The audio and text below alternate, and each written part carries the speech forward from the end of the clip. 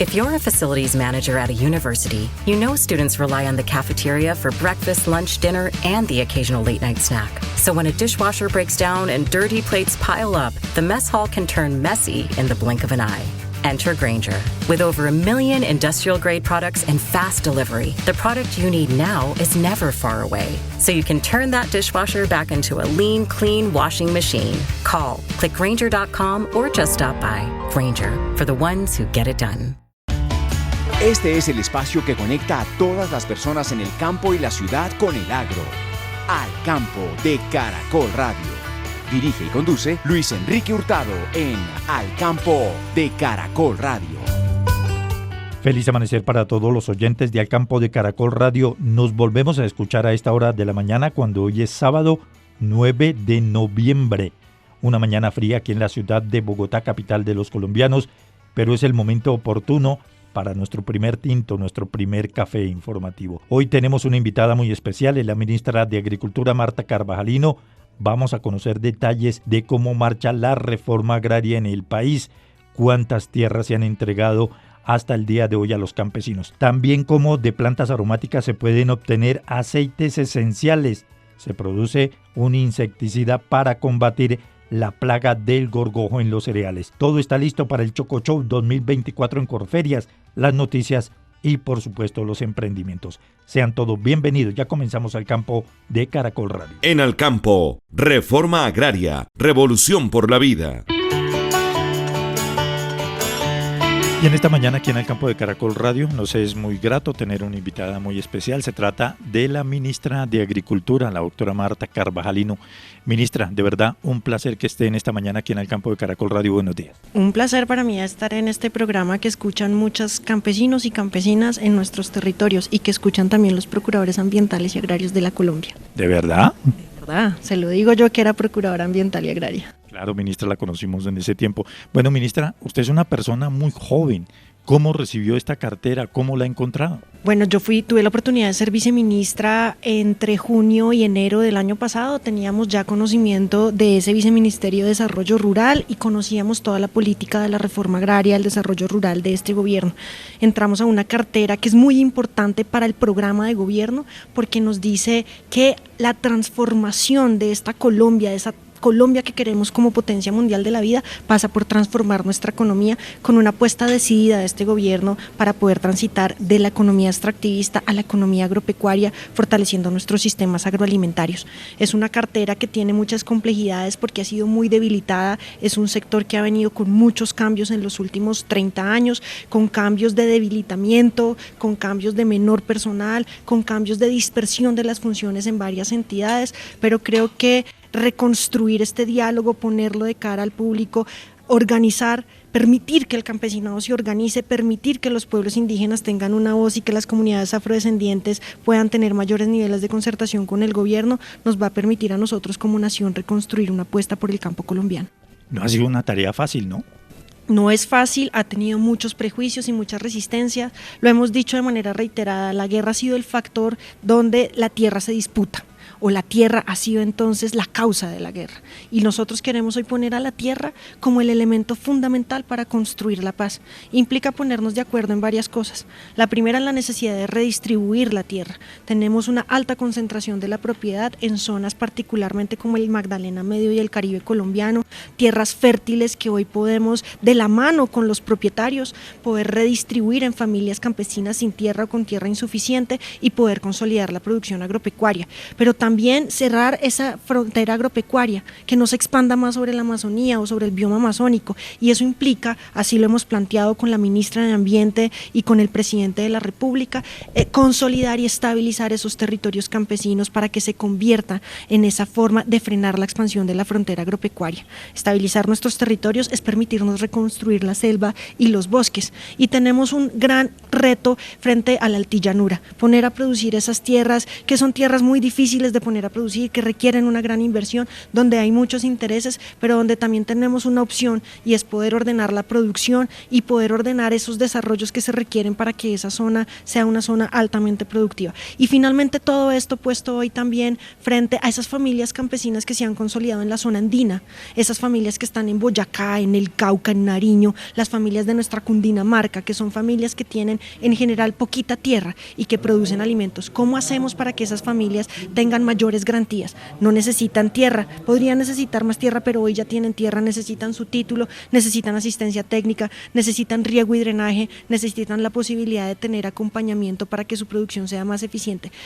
Y además que toda la producción que tenemos en la Colombia pueda ser una producción sostenible, que mejoremos nuestras prácticas agropecuarias, que reconozcamos el valor de esos sistemas agroalimentarios de la economía campesina, étnica y comunitaria como sistemas agroalimentarios que han cuidado los suelos, que rotan y diversifican la producción, que cuidan el agua y que nos permiten además tener una armonía con nuestros bosques, que han sido sistemas agroforestales que han resistido a la guerra, que han resistido al cambio climático y se constituyen hoy en la fuente de la paz. Ministra, cuando uno recorre el país y habla con los campesinos, usted también lo ha hecho, ha recorrido el país, la gran pregunta que ellos se hacen es, bueno, ¿y cuándo va a llegar la reforma agraria a mi municipio? ¿Cuándo me van a dar tierra para cultivar y no tener que arrendar un predio? Por eso hemos dicho, y es muy importante conversarlo con todos, dónde concentramos la compra de tierra y cuál es la tierra que compramos. Concentramos la compra de tierra donde hay alto nivel de concentración en tierra que no está produciendo lo suficiente. Hay tierra que produce mucho, esa no es la que nos interesa comprar, que ya está produciendo. Nos interesa que esa tierra que hoy no está produciendo la podamos poner en manos de la economía campesina para producir. Tenemos unos retos inmensos, venimos avanzando sin duda en los compromisos en el Magdalena Medio y en el Caribe. Para la zona amazónica tenemos una apuesta de estabilización de territorios, tenemos compromisos con los reincorporados y con organizaciones campesinas, pero también con pueblos indígenas y comunidades afrodescendientes que también vienen avanzando. Para nuestro Chocó biogeográfico tenemos que consolidar y fortalecer esas economías de los territorios étnicos y poder fortalecer esa construcción alrededor de los ríos, recuperándolos de la minería y transitando hacia economías para la vida. En la zona andina queremos avanzar en el proceso de formalización. Este gobierno tiene más de 1.200.000 hectáreas formalizadas ya, lo que nos permite que esos campesinos puedan tener mayores garantías frente al crédito de fomento agropecuario, frente a los bienes y servicios públicos rurales, y tenemos las apuestas de la altillanura y de nuestra Orinoquía. Ahí es importante que entendamos que la redistribución del Magdalena Medio y de la costa Caribe también impactan las otras zonas, porque nos va a permitir no solo que familias lleguen allá, sino fortalecer sistemas agroalimentarios y que podamos distensionar esa tensión que hoy tiene nuestra Amazonía frente a la expansión de la frontera agropecuaria. Es una apuesta de país y tenemos que entenderla en una apuesta diferenciada por los territorios, porque tenemos una Colombia diversa y heterogénea, y como tal entonces nuestra política de reforma agraria y desarrollo rural tiene que ser diversa y heterogénea. Los principales cuellos de botella que usted ha encontrado es el tema económico para comprar esas tierras. Mire que tenemos los presupuestos más altos que hubiese destinado gobierno alguno. Creo que la dificultad ha sido en poder generar la confianza con los propietarios para que en el mecanismo de compra voluntaria que propuso el gobierno podamos avanzar. Yo creo que hoy, a 2 años del gobierno, esa confianza se ha logrado y venimos avanzando, pero también decir que venimos identificando los bienes de los fondos de las víctimas y del Frisco, esos bienes que por ilicitud o porque los paramilitares pusieron para reparar las víctimas no se habían administrado adecuadamente, y hemos encontrado allí una fuente inmensa de redistribución de tierras, las que se entregaron 9.000 en Buenavista, ayer entregamos 3.600 en el Bajo Cauca, y nos van a permitir entonces cumplir o avanzar en el cumplimiento de las metas que tenemos. Necesitamos construir un acuerdo como nación para que la reforma agraria esté al centro, para que no sea un prejuicio, para que no sea solo la política del gobierno, sino una política de Estado que supere los periodos de 4 años de cada uno de los gobiernos y se consolide como una apuesta de transformación del campo colombiano. Al día de hoy, en ese programa de entrega de tierras, ¿qué cifras se están manejando? ¿Cuántas tierras se han entregado? ¿Finalizamos este año con qué meta? Y para el próximo año, ¿qué se está esperando en cuanto a ese proceso de entrega de predios a los campesinos colombianos? Hoy tenemos una gestión de más de 480.000 hectáreas en el Fondo de Tierras. Esa gestión tiene que ver con varias cosas. En compra directa de tierras, más de 260.000 hectáreas, es decir, la que compramos a estos fondos, a las que compramos a privados, 135.000 que provienen de los ejercicios de administración y de procesos agrarios, recuperación de baldíos indebidamente ocupados o bienes que estaban siendo ineficientemente explotados y que deben revertir al dominio de la nación. Una transferencia de esos bienes que ya están definitivamente extintos por 25.000 hectáreas, eso para compra de campesinos y de comunidades étnicas. Entre estas comunidades nosotros podemos decir hoy que tenemos en la región de la Orinoquía 123.000 hectáreas, en la región Caribe cerca de 70.000 hectáreas, 50.000 en la región andina, más de 16.000 en la zona Pacífico para comunidades indígenas y para comunidades étnicas. Estas transferencias se han hecho en núcleos de reforma agraria que son Costa Caribe y Magdalena Medio por más de 60.000 hectáreas. Y hemos beneficiado a... Bueno, no hay problema, ministra, estamos aquí mirando detenidamente cómo marcha este proceso, pero lo importante es que se están cumpliendo las metas, ¿no?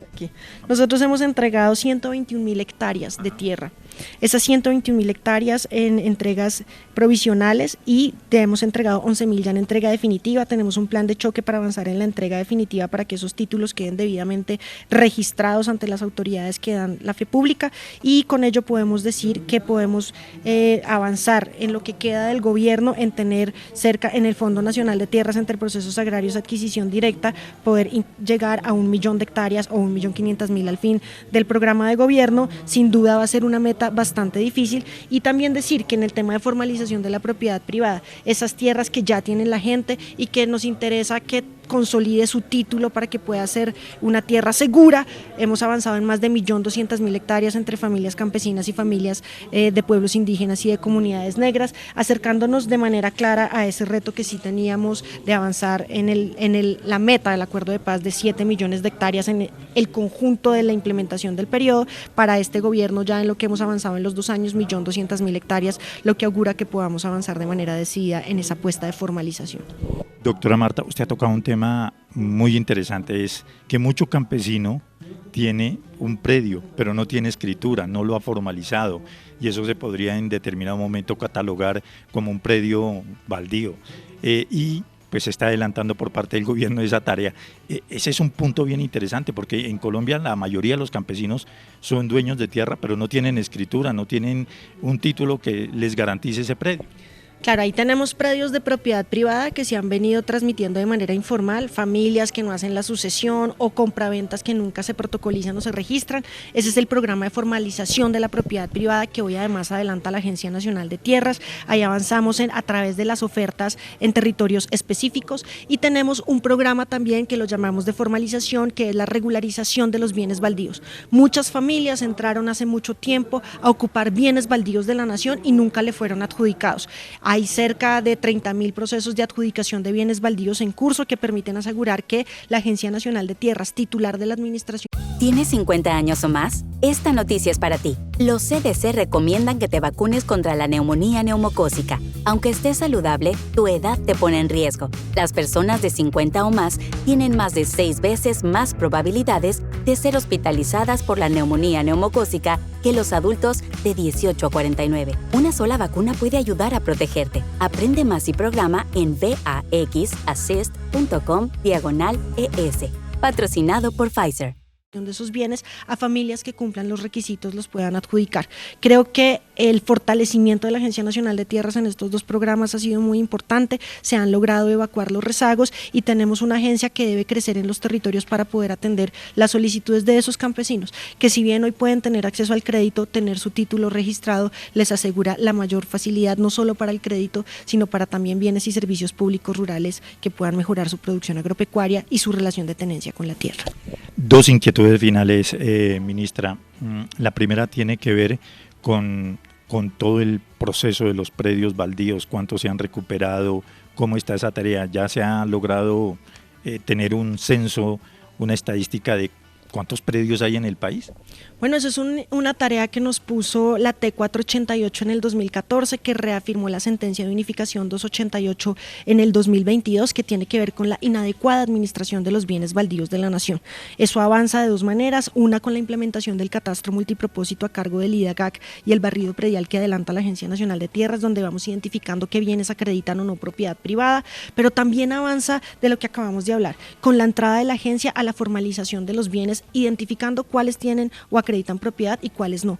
El interés no es recuperar baldíos, el interés es que los baldíos cumplan la destinación para la cual ha sido previsto en el régimen agrario, y esa destinación es poder entregárselos o adjudicárselos a campesinos sujetos de reforma agraria para producir alimentos.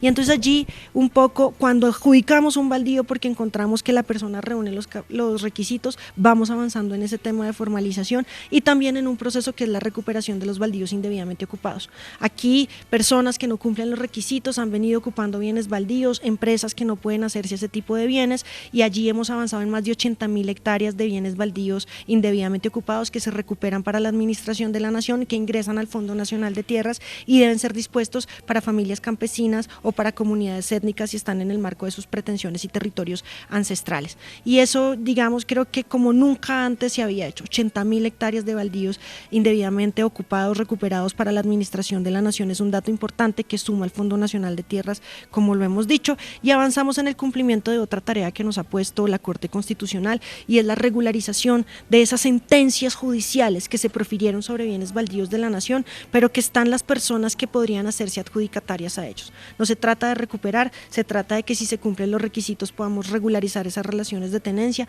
Empezamos con unos pilotos en Tierra Alta y esperamos avanzar hacia Boyacá y al Cauca, permitiendo que esas personas que tuvieron sentencia judicial de prescripción adquisitiva de dominio, que reúnen los requisitos legales y que tienen una relación directa con la tierra, puedan tener hoy el amparo de la Agencia Nacional de Tierras como administradora de los bienes baldíos de la nación. Bueno, ministra, y finalmente el mensaje para todos los campesinos que la escuchan a esta hora de la mañana, la esperanza de llegar a tierra, producir, rentabilidad, acabar con la informalidad. ¿Cuál sería ese mensaje?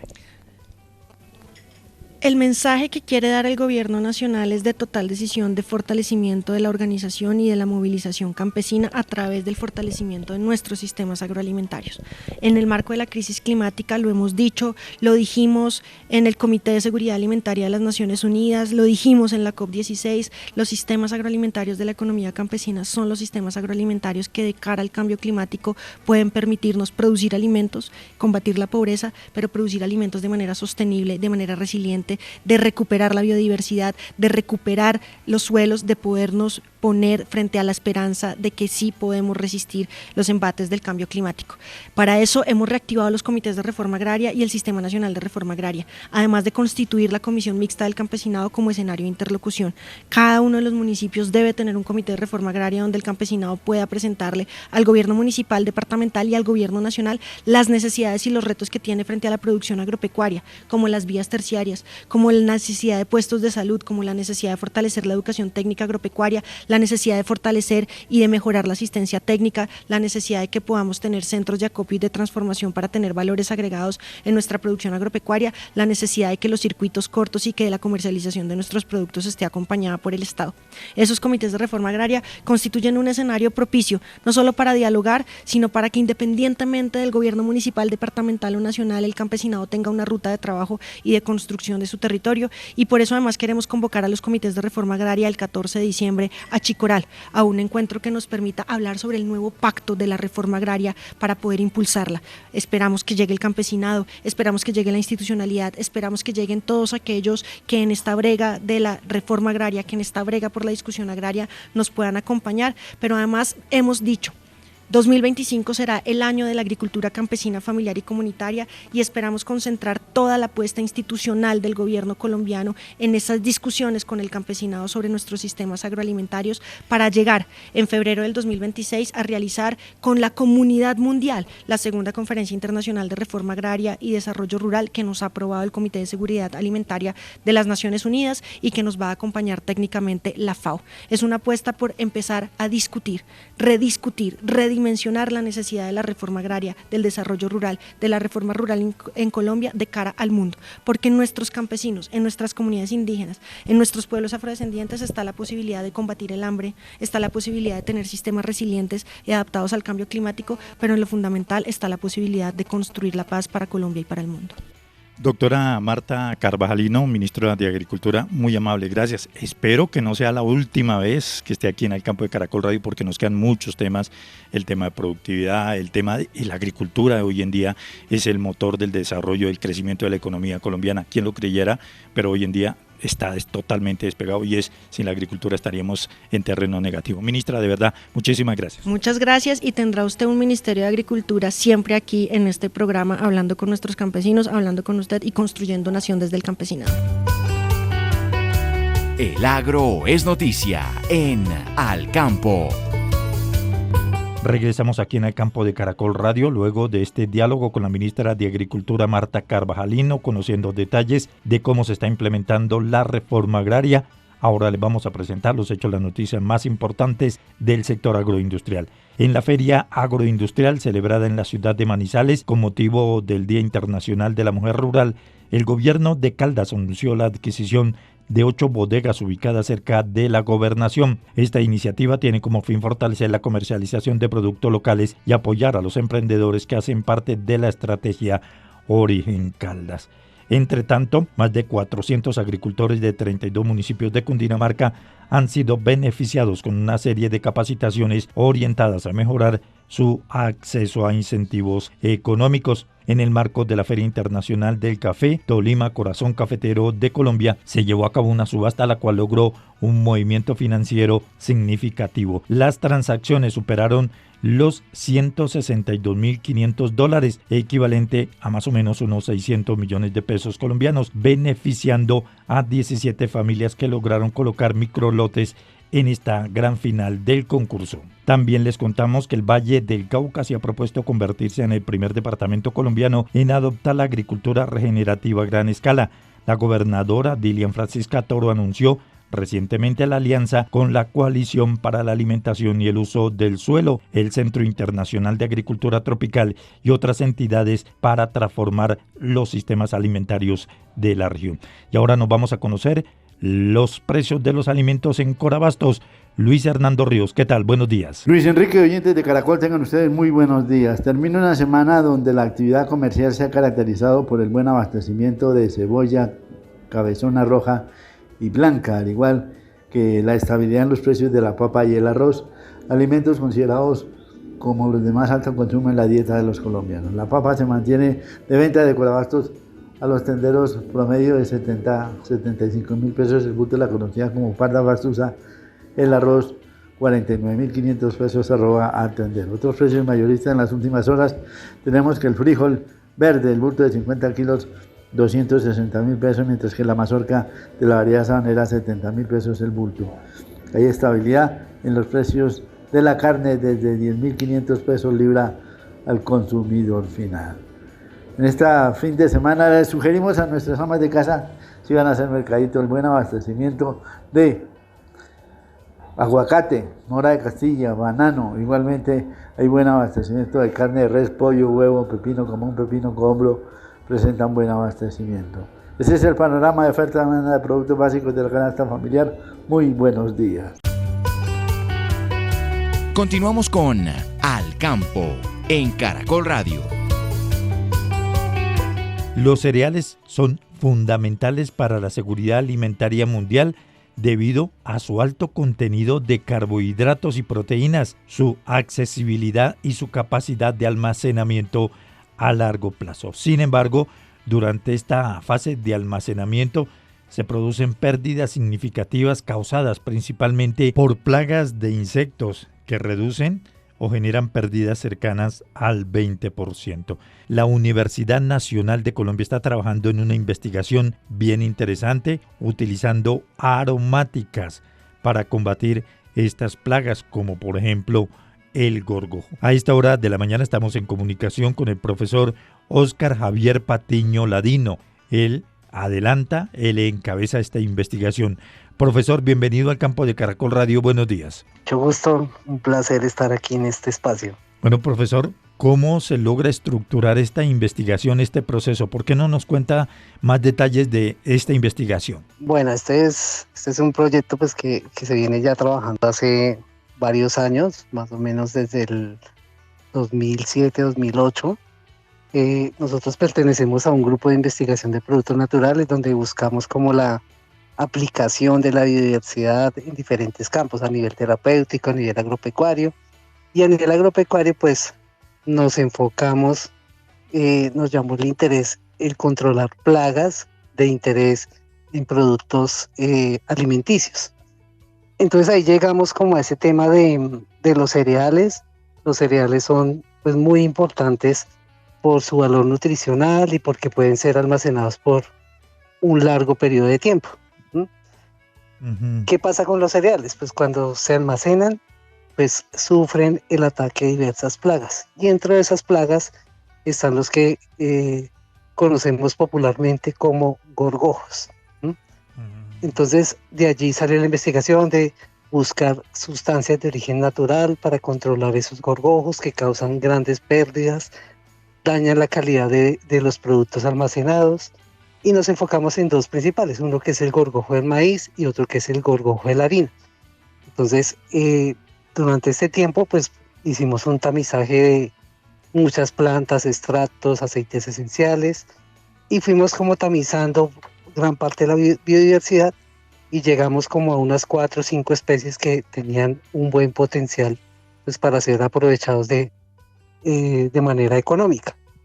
Entonces de allí surgió un proyecto de regalías donde nosotros pues tuvimos la oportunidad de trabajar con esos aceites que ya veníamos seleccionando durante estas décadas y empezamos a establecer pues condiciones de cultivo, hacer ensayos más específicos, campos, hacer un prototipo de insecticida, y pues eso es lo que hemos venido haciendo y lo que tenemos en el momento como ya un prototipo que queremos pasar a una siguiente fase pues para ya hacer las últimas pruebas de eficacia y seguridad y que se pueda empezar a comercializar. ¿Cuáles son las plantas, profesor, que ustedes están utilizando en ese proceso, en esa investigación? Ok, bueno, nosotros trabajamos varios tipos de familias, dentro de ellas tenemos la piperácea y ahí aparecen 2 especies del género piper, que son conocidos como cordoncillos. Generalmente estas especies crecen como maleza, como cerca donde hay fuentes de agua, y tradicionalmente se considera que algunos de ellos como que llaman el agua, entonces se cultivan en aljibes. Entonces esas son 2 especies. Tenemos una introducida que es el eneldo, ¿no? Que es muy cultivada aquí en la sabana de Bogotá. Tenemos otra especie que es Mintostaquis mollis, que es conocida como menta o menta de palo, que es muy utilizada a nivel de Sudamérica, países como Argentina, como Bolivia, como Perú, pero en Colombia lo que veíamos es una especie que está como en peligro de extinción, porque cuando iniciamos la investigación encontramos muy pocos ejemplares y la verdad fue muy difícil localizarla, y estamos como en ese proceso de tratar de volverla a propagar, de que la gente la conserve. Y otra especie es la Satureja biminia, que es una especie que sí se comercializa en algunos viveros de Cundinamarca y que es conocida por su olor a menta, se conoce como poleo. Esas son las especies con las que estamos trabajando. ¿Y cuál ha sido el resultado en este proceso para combatir esas plagas que se presentan en el almacenamiento de cereales? Bueno, entonces de estas especies que les acabo de mencionar, son especies que son muy ricas en aceites esenciales, que son como estas sustancias volátiles que le dan el aroma a las plantas. Esos aceites esenciales tienen unos componentes químicos particulares que no son muy fáciles de conseguir en el mercado, entonces pueden tener un potencial productivo por ese lado. Y esos aceites y sus compuestos y algunas mezclas entre ellos, en nuestra investigación logramos determinar que tienen muy buenas propiedades insecticidas para controlar lo que son estos insectos de granos almacenados, pero también hemos determinado que sirven para controlar hongos fitopatógenos que también afectan a un gran número de de especies comerciales y para controlar unos insectos que llaman trits, que también están causando una gran problemática a nivel nacional.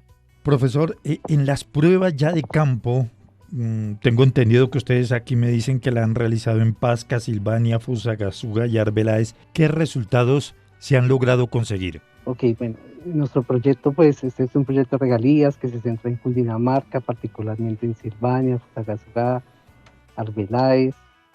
Entonces allí nosotros establecimos en convenio con la UNAD, la Universidad Nacional Abierta a Distancia, unas parcelas experimentales donde se establecieron condiciones de cultivo de cada una de las especies, mirando pues cuál es la mejor forma de propagarla, ¿no?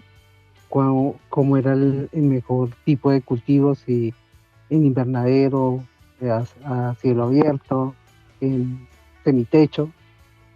Y pues a medida que se fue ya estableciendo las condiciones de cultivo, pues se han hecho la socialización con diferentes agricultores de la zona, buscando que empiecen a incluir dentro de sus huertas este tipo de especies que son pues aromáticas.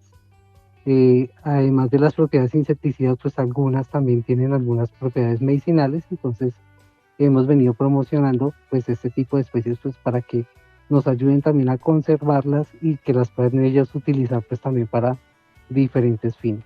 ¿La idea es tener un producto que pueda salir al mercado para ser utilizado por los agricultores? Sí, esa es la idea. Con el alcance de este proyecto llegamos a un prototipo, tenemos una mezcla de los mejores aceites esenciales.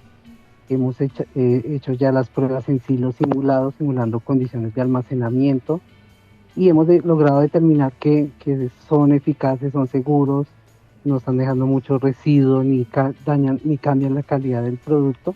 Y pues lo que se pretende en una siguiente fase es ya hacer el escalado pues para llegar a un producto comercial. Estamos hablando más o menos de cuánto tiempo para tener este producto ya en el mercado. Nosotros ya estamos como en un tema bastante avanzado. Nosotros pensamos que en unos 3, 5 años ya vamos a tener pues un producto con buenas condiciones para empezar a ser comercializado. Ya lo que viene también es la etapa de empezar a promover en agricultores el cultivo masivo de este tipo de plantas aromáticas. Ahora, profesor, en el desarrollo de esta investigación, en algún punto de la misma, ¿han logrado detectar que estas aromáticas y todos los insumos podrían ser utilizados en otros productos? Sí, claro que sí. Como te comentaba, pues son aromáticas, producen aceites esenciales. Esos aceites pues son bien característicos y muy diferenciados de lo que se consigue en el mercado. O sea, que tiene una opción como aceites esenciales, como fuente, por ejemplo, para perfumería. Además que los compuestos químicos que están en esos aceites, si uno quisiera aislarlos, esos compuestos no se consiguen tan fácil de manera comercial. O sea que por ahí hay otro nicho de mercado pensando en vender este tipo de compuestos. También tienen otras aplicabilidades, entonces sí se abre un camino bastante grande con este tema de plantas aromáticas y sus aceites esenciales. Claro. Profesor, ¿qué es la nanopartículas? ¿Cómo la trabajan ustedes?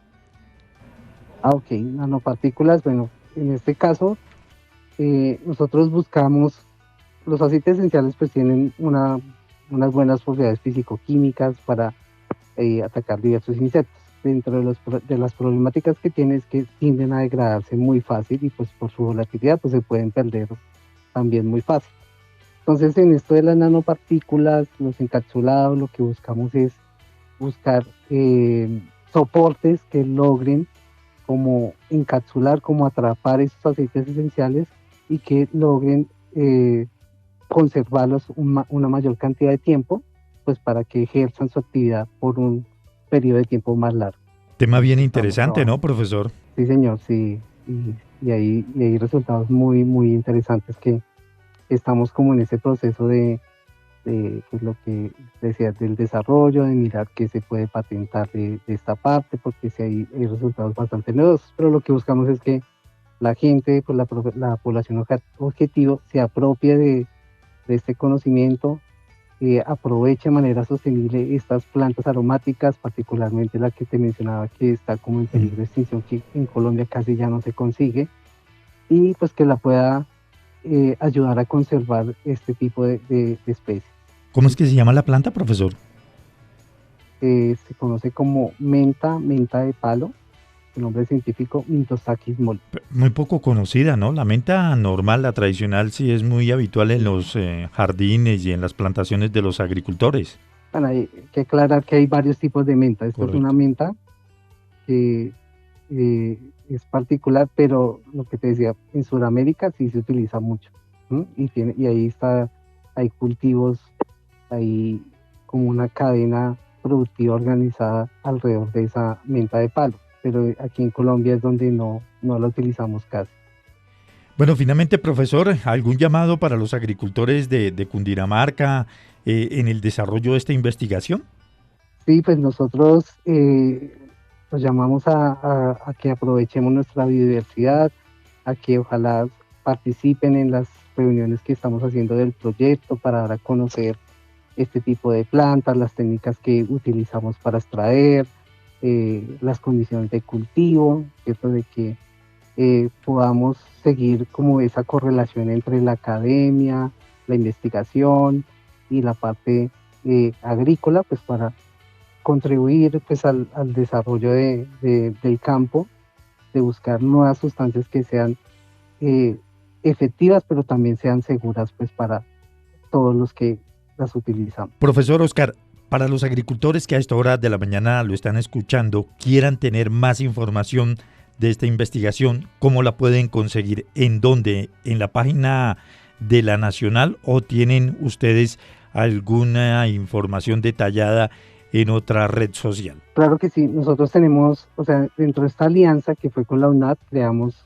una red que se llama Biopronal, que así está, se aparece en Facebook, aparece en Instagram. Allí nosotros vamos publicando pues los avances que vamos teniendo, lo que vamos participando, las diferentes actividades que realizamos, webinar, cursos. Allí nos pueden escribir y pues podemos dar más información del proyecto. Profesor Oscar Javier Patiño Ladino, gracias por haber estado esta mañana aquí en el campo de Caracol Radio entregándonos detalles de esta investigación fundamental, clave en estos procesos de almacenamiento de cereales. Profesor, gracias. Feliz día. Muchas gracias a ustedes por el espacio.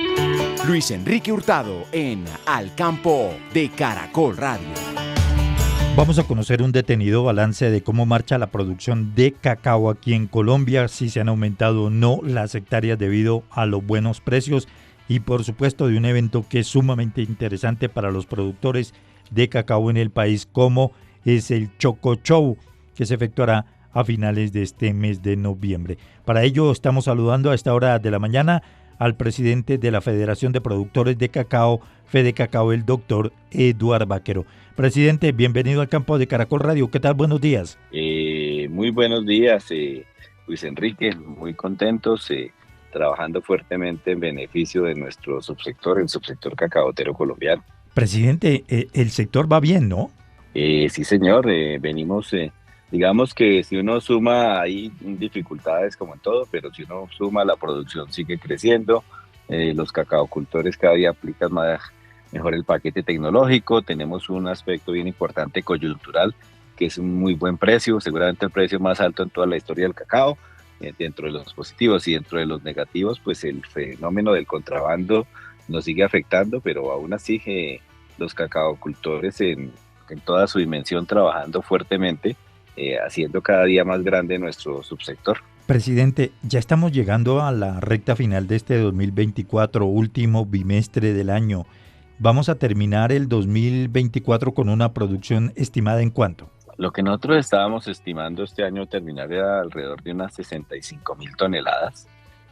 Seguramente vamos a estar yo diría que sí las cumplimos. El asunto es que el estimado nuestro es que aproximadamente unas 5,000 toneladas se han ido de contrabando hacia Ecuador. Entonces, en las cifras oficialmente reportadas, seguramente estaremos por el orden de las 61,000 toneladas, esperemos que sean mucho más, pero sí no hay duda de que esa es como, digamos, la sombra y la noticia poco afortunada con el tema de este contrabando que va en contravía de los aportes que hacen las familias cacaocultoras y que se reinvierten en investigación, en ciencia y tecnología y en transferencia. Pero nosotros, digamos, en términos generales, las producciones muy buenas, mucho superior, muy seguramente este sería el año en condiciones malas con mayor producción a nivel nacional.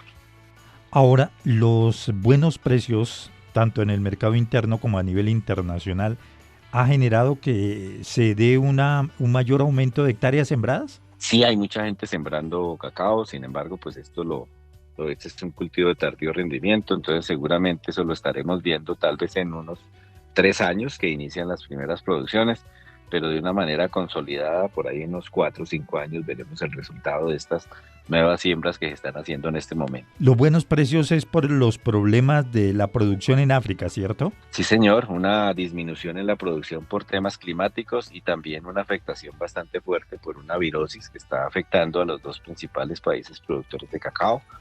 Seguramente con mayor intención en el segundo departamento, el segundo país mayor productor, que es Ghana, y en una proporción un poco menor, pero sin embargo muy preocupante, en el primer productor de cacao del mundo, que es Costa de Marfil. ¿Esa virosis se refiere a qué tema puntual? ¿A qué enfermedad? Es una hinchazón de los tejidos que prácticamente inicialmente empieza haciendo unas disminuciones, pero finalmente lo que está es matando los árboles.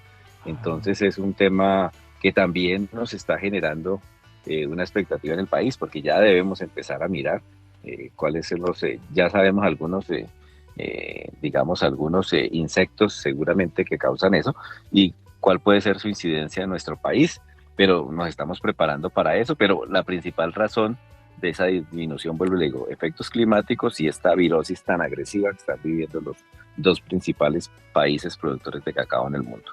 Esa virosis no ha llegado a Colombia, ¿cierto? No, seguramente aquí hay algunos aspectos que tienen, pero con la agresividad y ahí, por eso justamente estamos empezando a mirar qué aspectos tenemos. Lo que pasa es que también es bueno precisar de que allá hay monocultivos, de que en algunos casos han acabado con el hábitat de diferentes, seguramente los mismos enemigos naturales que pueden tener este tipo de enfermedades, de afectaciones, cosa que aquí hemos mantenido un equilibrio bastante adecuado. Aquí no tenemos monocultivos, aquí tenemos un sistema agroforestal, entre los cuales el cacao juega un papel importante, pero que también se favorece la biodiversidad tan de moda en estos días a propósito de COP, y donde muchos de estos problemas, en algunos casos también los mismos, digamos, perdón el término que voy a utilizar, pero para que me entiendan, la misma naturaleza se encarga también de generar algunos problemas, pero también las mismas soluciones cuando se mantiene un equilibrio. Y eso es lo que hemos querido seguir manteniendo en la cacaocultura colombiana.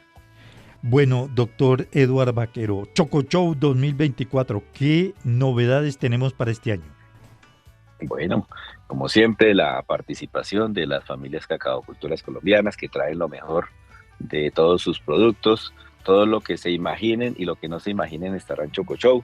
Este año tenemos, aparte de los eventos que ya son tradicionales, el evento de los niños que es Choco Kids y todas estas actividades, vamos a tener un carro hecho en chocolate, un carro casi que a escala natural, por decirlo de alguna manera, hecho en chocolate. Entonces qué bueno que puedan mirar, esto los artesanos están haciendo. Tenemos un concurso que se llama Chocomaster, que es donde los expositores participan en una barra de chocolate, donde justamente pues la gente va a premiar cuál es la mejor barra de chocolate. Tenemos aspectos muy fuertes porque nosotros sí estamos involucrando, tenemos un programa muy especial que se llama Sembrando Futuro, donde los jóvenes nos mostrarán no solamente qué están haciendo por el cacao, sino por los temas culturales, por los temas cómo están queriendo tomar esa posta que le están dejando sus padres y sus abuelos, y con valores agregados, porque el factor importante es valores agregados. Entonces yo creo que este año, una vez más, los jóvenes nos van a mostrar qué es lo que están haciendo, con el concurso también de sus padres y sus abuelos, porque eso tiene que ser, es una integración, no un relevo, sino una integración, y lo podemos ver en debida manera en todo esto, concursos de partidas de mazorcas, seguramente de las mazorcas más grandes, y también una sorpresa.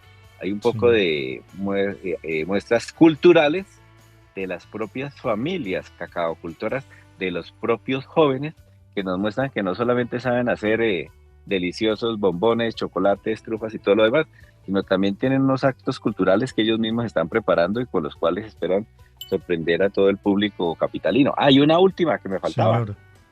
Vamos a tener la película Itzia Tango y Cacao, va a ser exhibida. Recordemos que Flora Martínez, la primera película que se hizo de cacao en el mundo y que ha recibido reconocimientos por todo el mundo, que está nominada a los premios Macondo aquí en Colombia y que va a estar ahí exhibiendo su película. Entonces la van a poder ver seguramente en unos momentos especiales, pero vamos a traer la película Itzia Tango y Cacao también.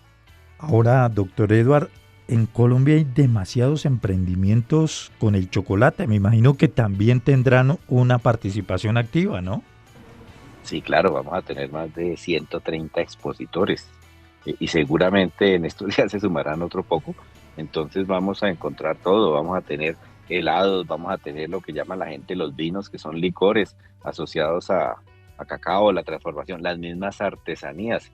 Hoy en día estamos utilizando lo que en algún momento se consideraban como desechos y que hoy en día la gente los aprovecha de muy buena manera. Entonces los emprendimientos, tanto en bebidas, en comidas, pero también el aprovechamiento de eso tan de moda también que está hoy en día, la economía circular, aprovechar todo lo que produce el cacao y sus derivados.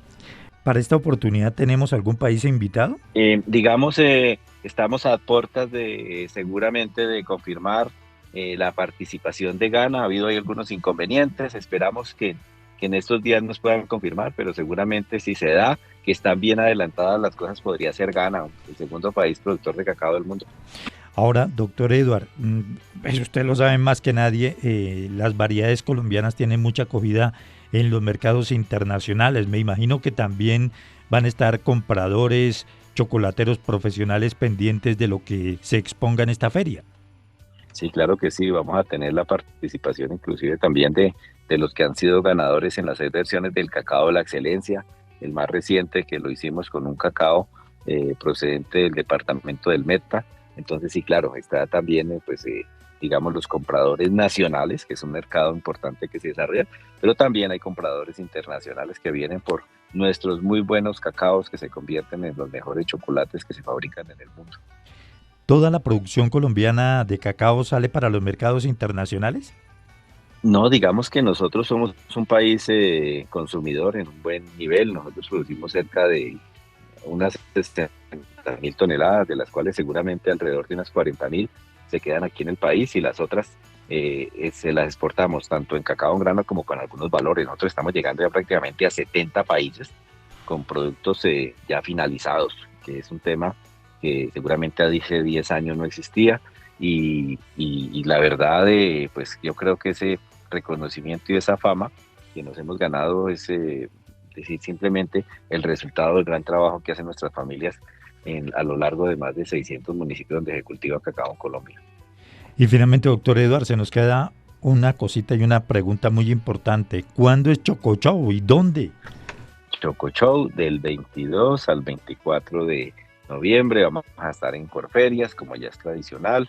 Ahí llegarán todas las delegaciones de todos los productores de cacao, los transformadores y todos los que no son ni productores ni transformadores, pero a todos a quienes les gusta el cacao puro o los chocolates, los bombones, las trufas, los helados, todo eso entonces los esperamos en Corferias del 22 al 24 de noviembre, la fiesta de los cacaocultores colombianos y a todos los que nos gusta el buen chocolate y los esperamos para que apoyen estas familias que hacen un gran esfuerzo para venir a acompañarnos y traer lo mejor de sus productos aquí a Bogotá, pero aquí viene gente de todo el país a consumir ya el Choco Show, que ya es un tema que ha ganado un espacio bastante importante y donde las familias se preparan con mucha antelación y traen lo mejor para que todos podamos disfrutar de los ricos chocolates colombianos. El balance con el presidente de Fedecacao, el doctor Eduard Vaquero, cuando ya estamos entrando en la recta final de este 2024, también el desarrollo de Choco Show que se efectuará aquí en la capital de los colombianos. Doctor Eduard, muy amable, gracias.